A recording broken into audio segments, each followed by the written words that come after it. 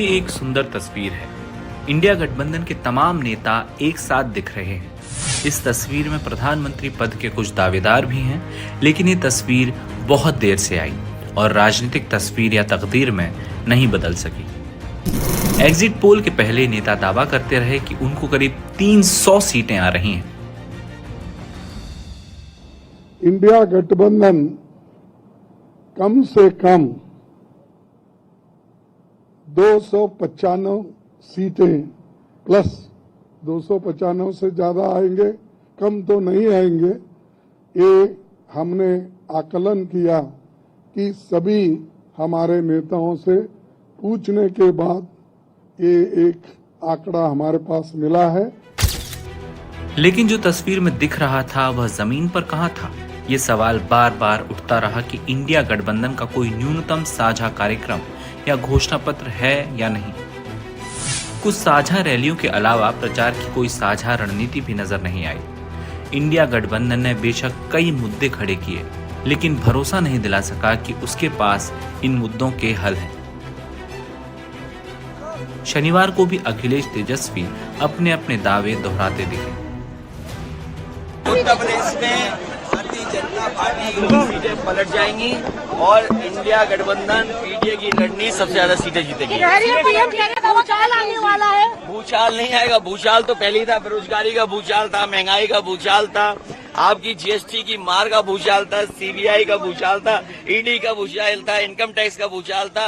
ये सब भूचाल खत्म हो जाएगा। 295 प्लस हम लोगों का आएगा और इंडिया जीत रहा है, देश की जनता जीत रही है। 295 प्रधानमंत्री का चेहरा कौन रहने वाला है? ये तो बाद में हम लोग तय करेंगे, लेकिन हम लोग एकदम जो जनता का जो पोल है, जनता का जो सर्वे है, वो महागठबंधन इंडिया गठबंधन के पक्ष में है और 295। लेकिन एनडीए और बीजेपी की चुनावी तैयारी के आगे ये सारे दावे हवा हो गए। दरअसल विपक्ष के पास मोदी फैक्टर की कोई काट ही नहीं थी। एनडीटीवी के editor in chief Sanjay Pugalia ने कहा कि अगर यही बिखराव रहा तो अगले 5-10 साल भी ऐसे ही रहेंगे। ये उस कॉन्टेक्स्ट में है जब पिछले दिनों में हम लोगों ने बड़ी चर्चाएं की थी कि माहौल बदल गया है, फंस गई है, लोकलाइज हो गया है, यहाँ तो कीन कॉन्टेस्ट है, इस तरह की बातें हो रही थी। उसमें अगर ऐसा कंसेंसस सामने आ रहा है तो मुझे लगता है कि ये एग्जिट पोल संभवतः सही होगा। सब जगह मुद्दे तो हैं, सवाल ये है कि नैरेटिव और रेटोरिक के बीच चुनाव लड़ने की कला, चुनाव लड़ने का विज्ञान, आखिरी वोटर को बूथ तक लाने का जज्बा और एग्जीक्यूशन किसके पास है। तो first past the post system में कई बार ऐसा होता है कि आप शायद सबसे पॉपुलर पार्टी नहीं है, उसके बावजूद जीत जाएंगे क्योंकि आपने अपने समर्थकों का वोट डलवा लिया। मुझे इस बात का अफसोस होगा अगर ये नतीजे सही निकल करके आते हैं कि या India alliance fought this election very well on social media.